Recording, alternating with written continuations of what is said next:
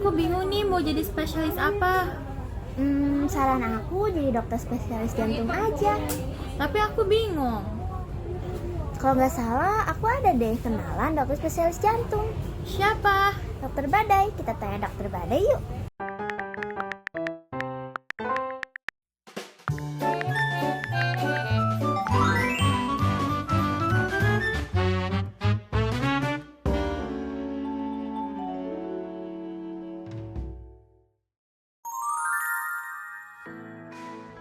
Yang melatar belakangi dokter Badai pada akhirnya menjadi seorang dokter, bahkan menjadi seorang spesialis jantung itu adalah garis hidup. Karena pada awalnya dokter Badai tidak memiliki ketertarikan untuk berkuliah di bidang kedokteran, karena beliau lebih tertarik untuk mempelajari fisika dan matematika. Oleh karena itu, rencana awal dari dokter Badai adalah untuk berkuliah di teknik. Namun, kenyataannya dokter Badai memiliki kesempatan untuk berkuliah di bidang kedokteran. Selain itu, pada kenyataannya juga ternyata kakek dari dokter Badai itu merupakan seorang dokter. Oleh karena itu, dokter Badai mengartikan alasan mengapa beliau menjadi seorang dokter adalah sebagai garis hidup. Yang menginspirasi dokter Badai untuk menjadi seorang dokter adalah guru biologinya. Karena guru biologinya mengajarkan pelajaran biologi secara sistematis, sehingga terasa menyenangkan dan mudah dimengerti.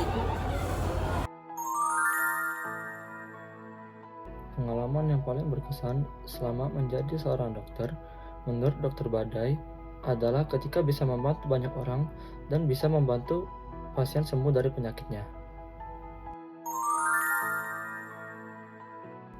Tantangan yang dihadapi oleh dokter Badai dalam menjabat sebagai ketua Perhimpunan Dokter Spesialis Kardiovaskular Indonesia di Bandung adalah yang pertama, perkumpulan tersebut kadang melupakan marwah mereka, yaitu untuk bekerja demi ketujuan dan keberhasilan bersama, bukan hanya untuk kepentingan pribadi. Sebagai dokter, kita juga harus memikirkan kepentingan orang lain, bukan hanya egois kepentingan diri sendiri saja. Yang kedua adalah sulitnya untuk melakukan kegiatan karena orang-orang di perkumpulan tersebut merupakan orang-orang yang sibuk.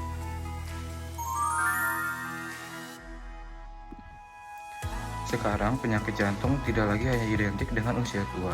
Tren saat ini menunjukkan bahwa penyakit ini semakin banyak ditemukan pada orang yang masih muda.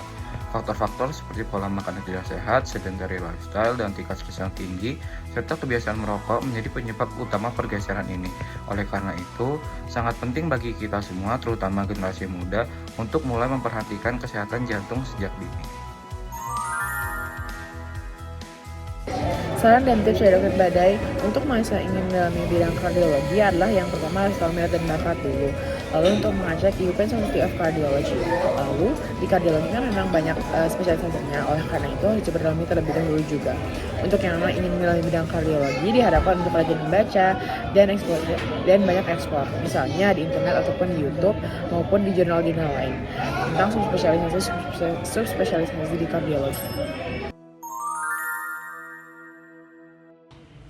Menurut Dr. Badai, menjaga keseimbangan antara pekerjaan dan waktu itu memang sulit, terutama dengan jadwal yang padat sebagai dokter, peneliti, dan anggota organisasi.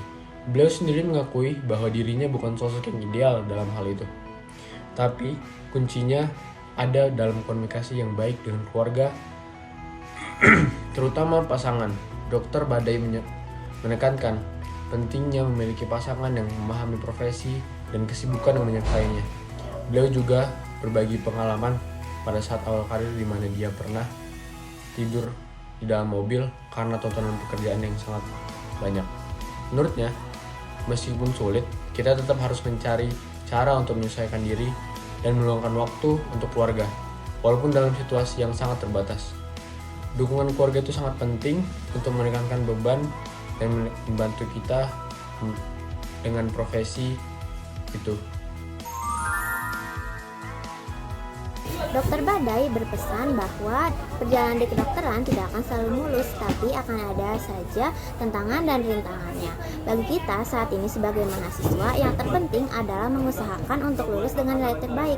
Karena jika kita sudah lulus dengan hasil terbaik, maka kita akan mudah untuk menentukan mana fokus bidang yang ingin kita dalami.